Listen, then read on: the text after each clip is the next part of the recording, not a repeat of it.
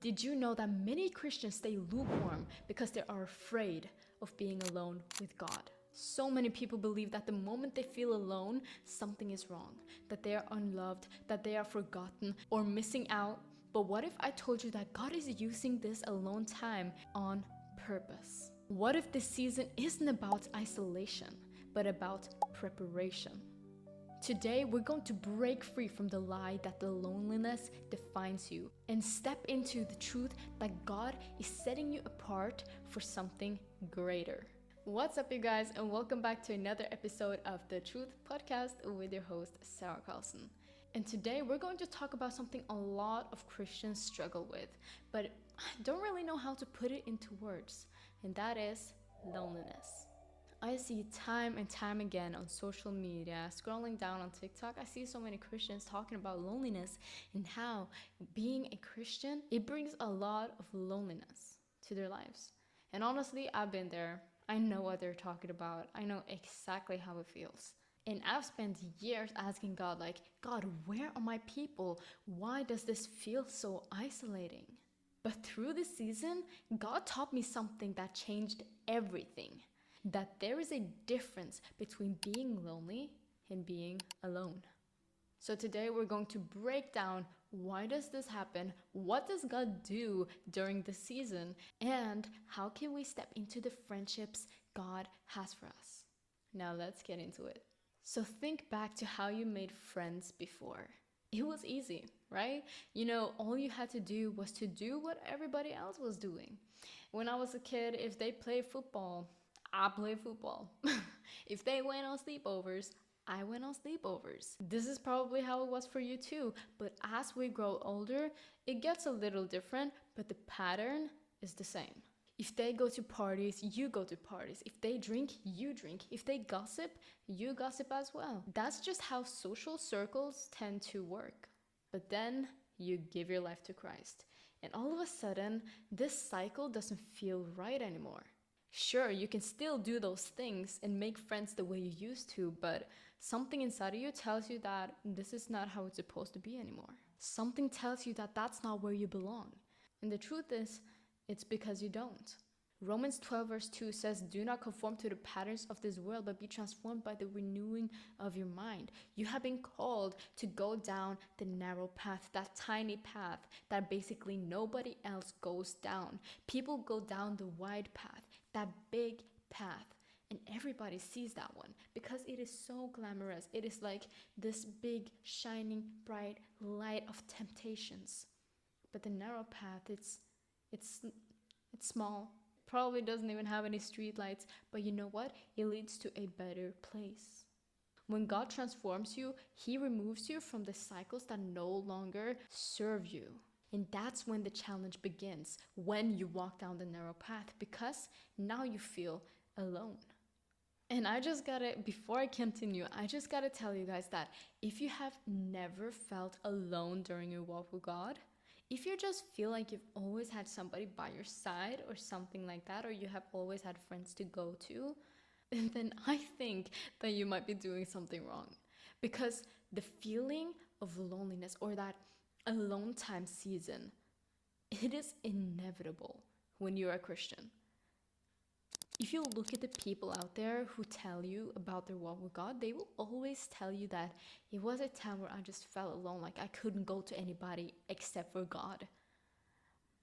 And if you have never been in that situation, it might be that you haven't taken that narrow path. It might be that you're still lukewarm. It might be that you haven't truly committed to God. And I am not trying to be rude right here. I'm trying to tell you to let you make sure that you're on the right path.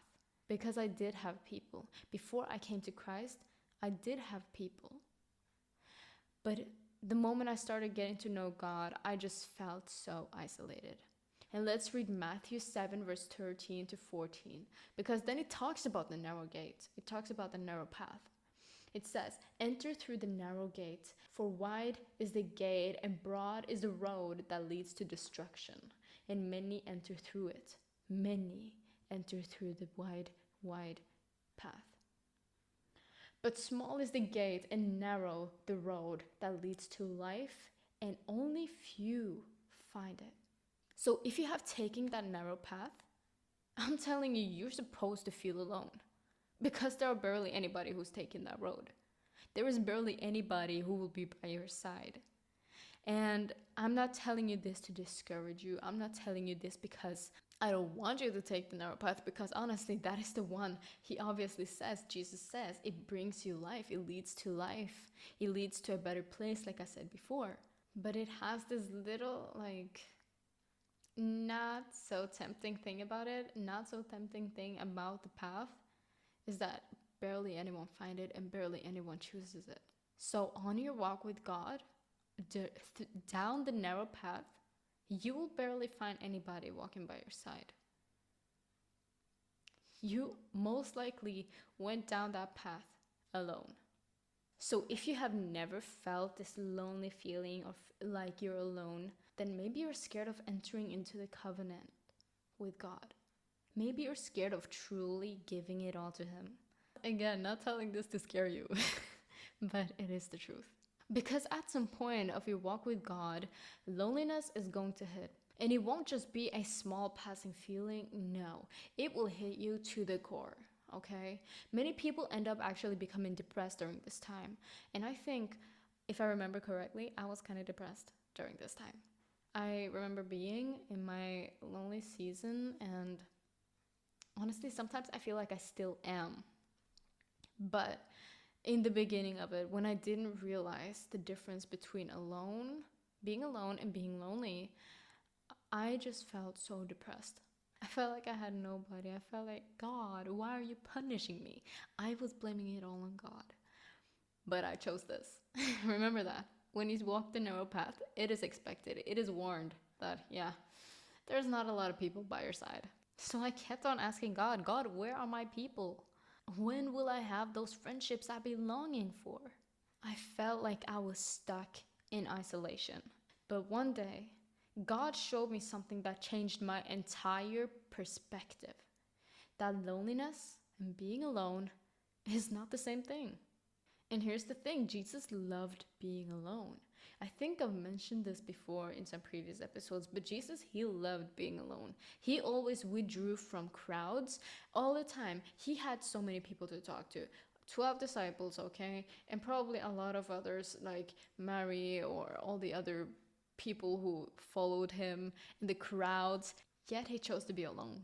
He chose to walk out, go into the wilderness, go into that garden, go up that little hill and sit and be by himself. Because he wasn't actually by himself. He was connecting with his Father in heaven, God, the Lord of Lords, the King of Kings. Being alone is a necessity. It's a time of growth, and being alone with God literally builds your connection with Him, relationship with Him.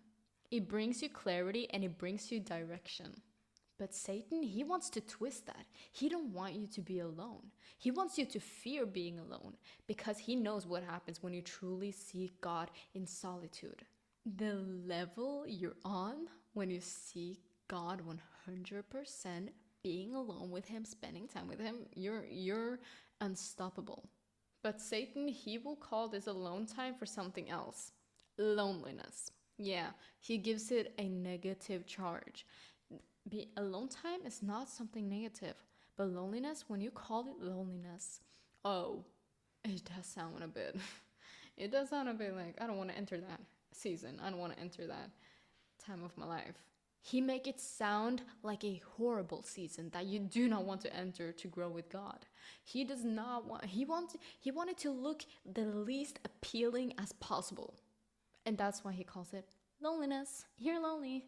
Okay, you don't have anybody. You don't have friends. You don't have people. You don't have anybody.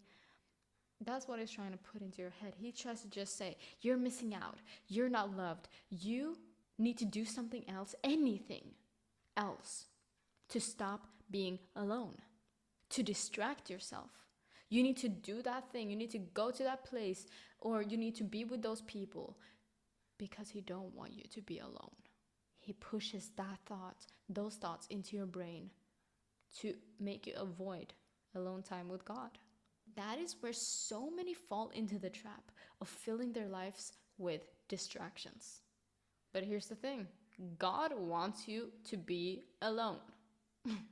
He wants that more than anything, because that is the only time he gets to truly speak to you. You're too distracted with so much else. He wants you to be alone. But Satan, he don't want you to be alone at all. He just want to distract you. But so, what if you flipped the script? What if instead of fighting the season of alone time, why not embrace it? You guys, let's embrace it. And so now I just want to dive into a verse that fits perfectly to this, and that is Jeremiah 29:11. And I know we have all heard that verse before. We all know what it's about. It says, "For I know the plans that I have for you, plans to prosper you and not to harm you, plans to give you hope and a future." We use that verse so much in our lives, and people use it as a general encouragement, but I think people forget to look at the context. Because if you look at the context of the verse, you will see that it doesn't fit to exactly everything. But you know what it fits perfectly to? Loneliness. And let me explain it to you guys, because I had a revelation when I looked and discovered this. Because during the time of Jeremiah, when he wrote this, Jeremiah, he was a prophet in the Old Testament. And during his time, the Israelites, they were sent into exile from Jerusalem to Babylon. And the Israelites, they felt far from home. They felt abandoned. They felt confused. And they felt like God's plan was failing. They were questioning God's plan. Sounds familiar? Does that sound familiar to you? Because it sounds a lot like this alone time. You feel confused. You feel like you're far from where you belong. You feel abandoned, like there is nobody around you. So if you ask me, it sounds a lot like this alone season. This season of isolation that you're in, it is not by accident. God is using it as a preparation time. He is using this season to prepare you, just like he used this exile time to refine his people. And guess what? The Israelites, they were in exile for 70 years. And God told them to get comfortable. Look what it says in Jeremiah 29, verse 4-7. "This is what the Lord Almighty, the God of Israel, says to all those I carried into exile from Jerusalem to Babylon. Build houses, settle down, plant gardens, and eat what they produce. Marry and have sons and daughters. Find wives for your sons and give your daughters in marriage, so that they too may have sons and daughters. Increase in number there. Do not decrease. And also, seek the peace and prosperity of the city to which I have carried you into exile. Pray to the Lord for it, because if it prospers, you too will prosper." You see here, he was like, y'all better settle down. So here are some key takeaways we can take from this passage. That isolation is not abandonment. God did not leave his people. He brought them into exile. It literally says, the God of Israel says to all those I carried into exile from Jerusalem to Babylon. God was with them. He obviously said to them, settle down and seek me. Seek me during this time, he says. Seek the peace and prosperity of the city which I carried you into exile. I carried. God was the one who carried them into exile to learn them something. And so he carried the same thing he does when he carries you into an alone time, because he's teaching you something. As I said, this season is a time of preparation. So during this time, he is removing distractions so you can hear his voice more clearly. And like it says, seek the peace and prosperity of the city, pray to the Lord, because if it prospers, you too will. So when you remove the distractions, when you settle into this time and you start to seek peace and prosperity during, not of the city, but of this season, of this alone time season, you will prosper. Because if the season prospers, so will you. Y'all see the connection here? Because honestly, I just had a revelation when doing my research on this. I was like, yo, Jeremiah 29:11 was made for people who are struggling with loneliness or the feeling of loneliness. This is literally your answer to the season you're in. And he is lastly trying to teach you that your breakthrough is on the other side of obedience. Before God brought the Israelites out of exile after 70 years, he told them to settle in, plant, build, seek peace, meaning that even in the waiting, you are meant to grow. Yeah. So be obedient to the Lord during this time. That is what he wants. He wants you to be obedient. He wants you to seek him more than anything during this alone time season, because that is the only way you are going to be able to have a breakthrough. Your obedience is literally the key to break through from this alone season.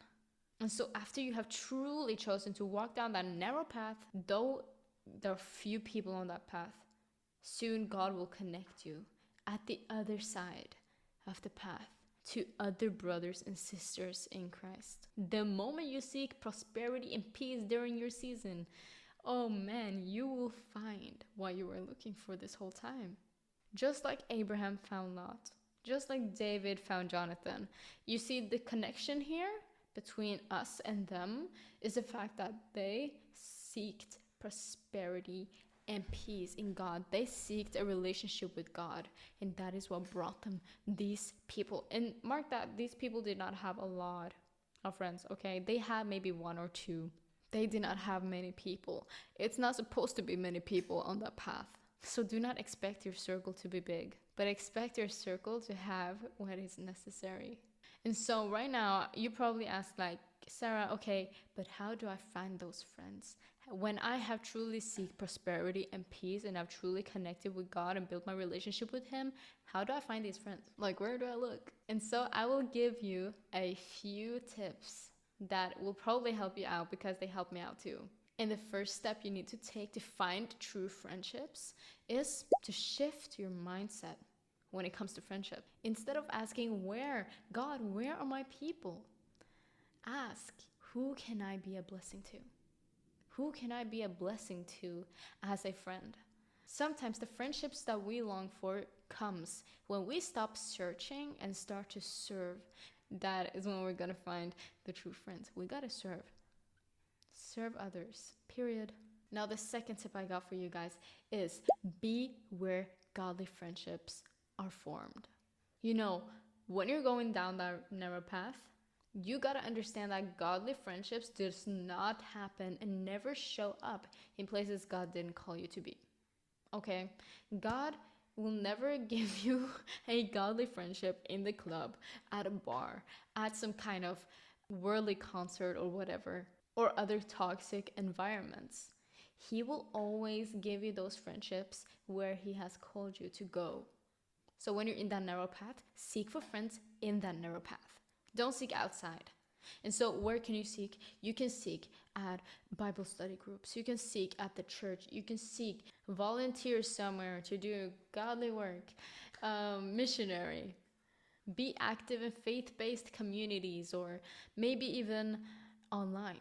You can find good friends online. Just don't get scammed, okay?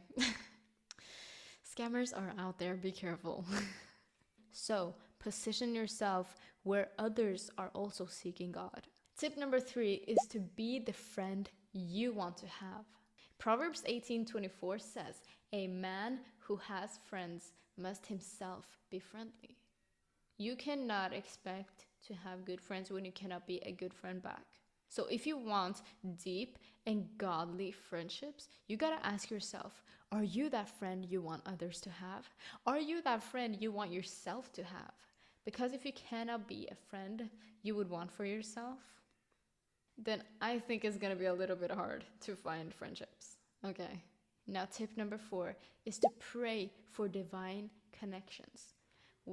Don't underestimate prayers. Prayers are powerful, more powerful than you could ever imagine.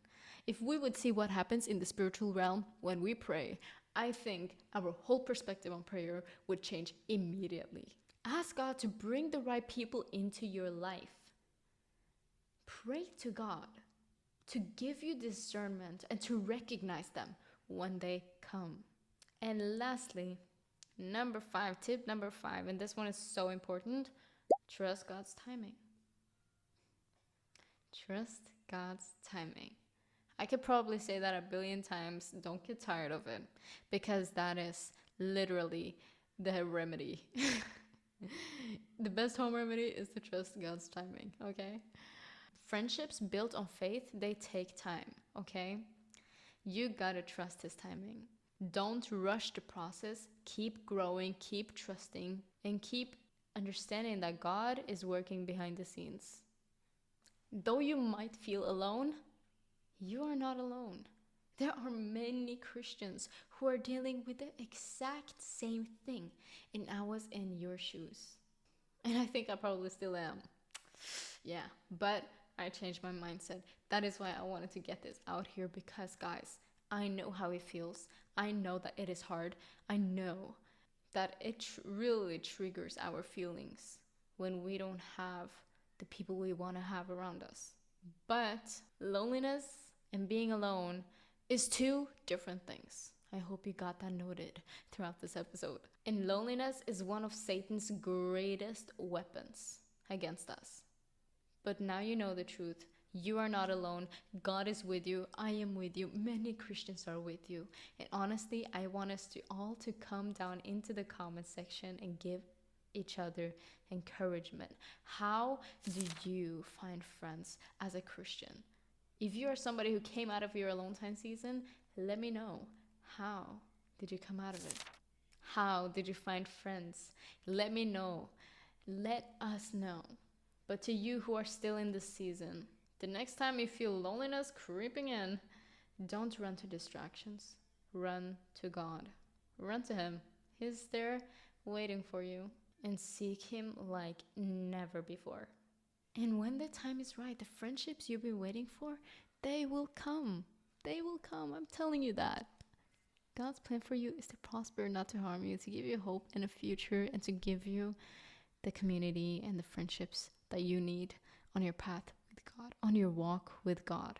But until then, embrace this season. Keep going with God, because God is bringing you to places you can't even imagine.